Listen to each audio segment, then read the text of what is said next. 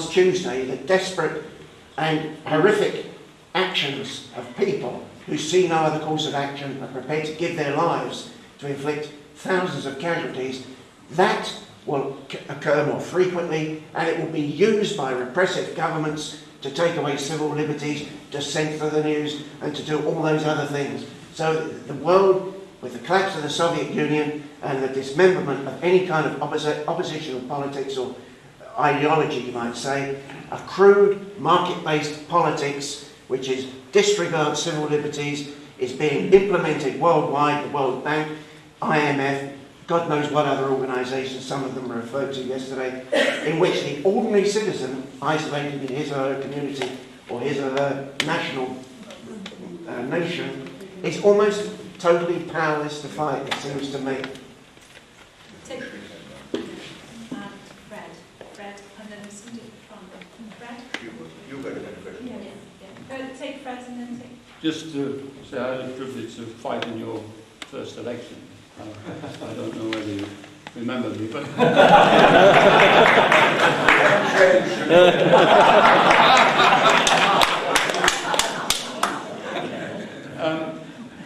just a few words of advice to people of our age who I think that we tend to be pushed to one side towards the end, and then there must be a way that people with your experience and my little experience can be useful in society, and yet more and more you're asked when you get to 70 and above, don't you think it's time you went? I don't know where they expect us to go. It is something which there's millions of us now, and that's something which should be harnessed for good. My question was that I'm originally Iranian, and I was in Iran showing my two British kids my university when we were bombed by Iraq. And now, years after that, I hear, I'm an American citizen, and I hear that the New York is being bombed and possibly 50,000 people were dead. And I think you are the only politician in the world that I have a deep respect for. And you analyzed the whole situation as it was, and I always follow your speeches whenever I can. And what is, if you were in the position of President Bush, what would you have done? Would you have opened the United States to further terrorism, or whatever you call it, freedom fighters? Do we have the right to go into somebody else's, and just because we don't like it, to just bomb them? The same way as I criticize the United States for what it is doing, I'm criticizing the Islamic nation for doing what they are doing. So what is your answer to this?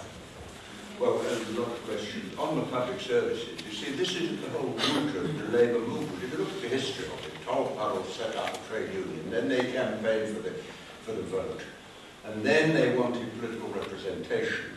And even before the Labour Party was formed in Birmingham in the 19th century, there was municipal housing, municipal hospitals, municipal schools, municipal gas, municipal electricity, municipal museum, municipal art. I learned to fly at the municipal airport in Birmingham with Elmwood. And what democracy means is you can buy with your vote collectively what you can't afford from your checkbook person. And that is the principle that is being eroded. And in America, some councils only meet once a year to allocate the contracts. And once you carry this out, I mean, why bother with a by-election? Why not put it out to tender?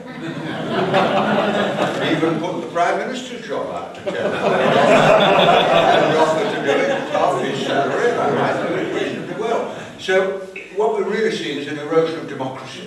And I think on that you've got support right across the spectrum, well into the Tory and Liberal Party, where like socialism, they do want some control. I'll come back to that in the end. Now, on the question of globalization, of course, you're absolutely right. Big companies are now bigger than nation states.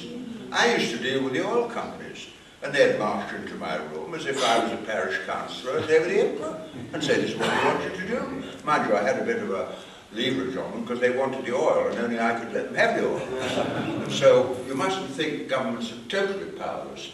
And you're quite right about all the think tanks. I must tell you, in the cabinet we were discussing cuts. You know, we would discuss cuts. We're going to cut this and cut that. And I said, why don't we cut out the think tank and think for ourselves? But that's not a very funny joke. But a lot of these people are totally remote. Then you talk about the intelligence, and you're quite right. I mean, I tell you, my rubbish was collected at home, the black sack, every morning in a Rover car. Now, I know the Kensington Council is talking about my son developed a thing called the rubbish bell. He hinged the black sacks. So when they lifted them, the rubbish bell went out. That's how I discovered how they did it. But you mustn't be frightened, because the intelligence services are not very intelligent. I mean, they can't make... They don't know the difference between Stalin and Trotsky. I remember I had examples of that. They told me once that Trotsky was a liar because he claimed to be critical of Stalin, and you know, you didn't quite know what to make of that. When you talk about the corruption of power, we often talk about the corruption of power, but you pinpointed another thing, the corruption of powerlessness. If you are powerless, then all you can do is throw a bomb or fly hijack a plane. And powerlessness is destructive of peace, because people should be empowered. Now, I've come to think about old people. Well, I thought about that a lot. And I've come to the conclusion, really, the function of the old is to encourage, to teach, and to learn. I'm having to work harder now than ever I did when I was a student. I've got the help, fortunately, of my grandchildren. And this old saying, don't teach your grandmother to suck eggs, is rubbish. Speaking as a grandfather, I want to be taught how to find my email and sort out my hard disk and my... So there's a new relationship between old and young. I think they've always rather liked each other, because both detest the middle age. It's quite good. We have to be teachers, don't we? Encouragers, teachers and students, and then they might be working for us. On the last question about, as an Iranian, my daughter-in-law is an Iranian.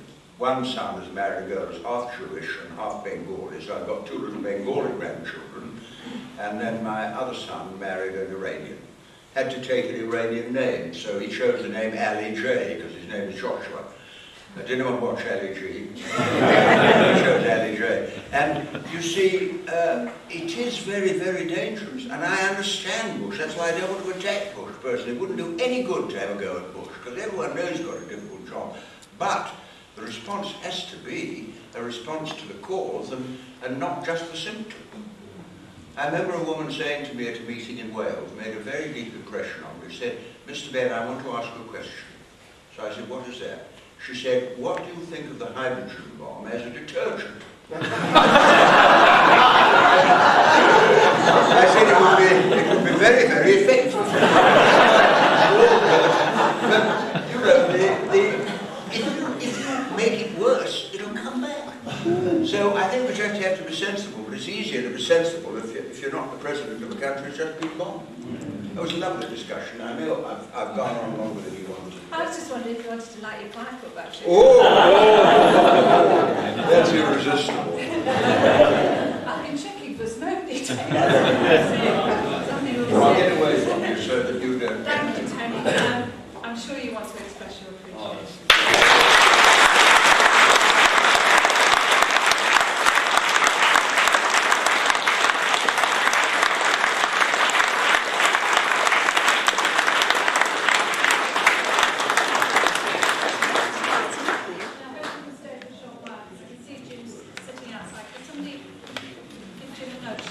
To hear what's going to happen to the college.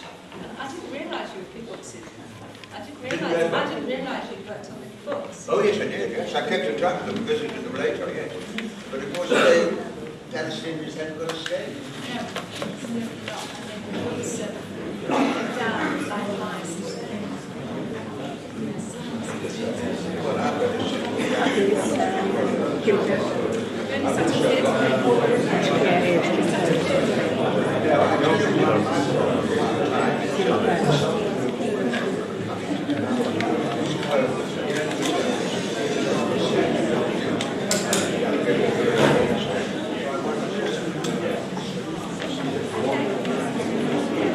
Can I just explain? I would like to stay, but this afternoon I have terrible family duty. All my children are coming to divide my late wife's clothes among the family, and I promised I'd be there, and then we're going to give the rest to Oxfam. So it's a painful duty for a widower, but you'll understand if I slip off from now. I really have appreciated it. Thank you very much.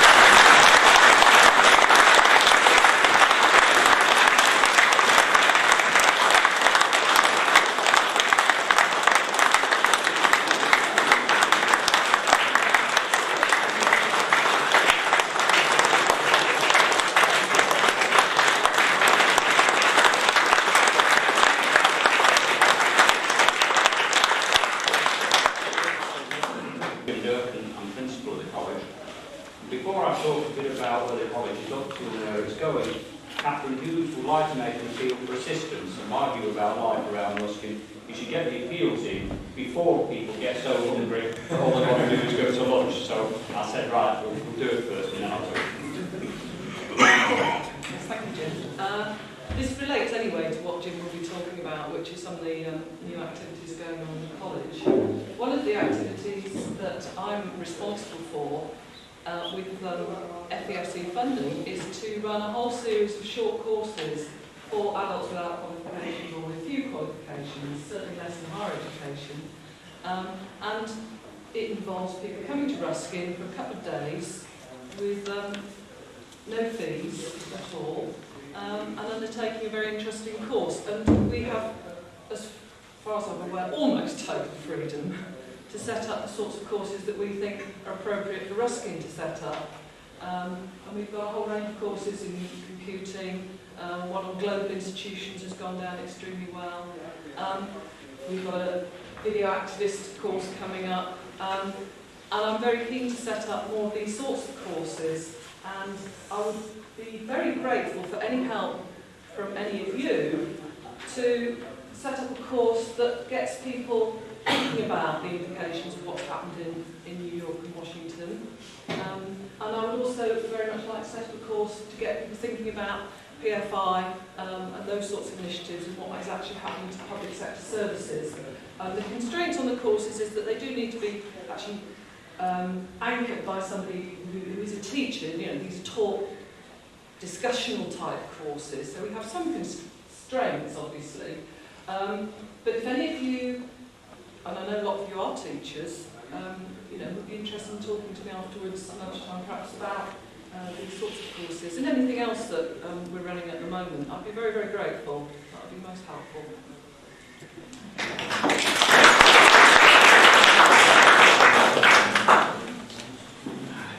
Right, so we've got the appeal in. Everyone knows if you can assist, talk to Catherine. So it's kind of interesting note.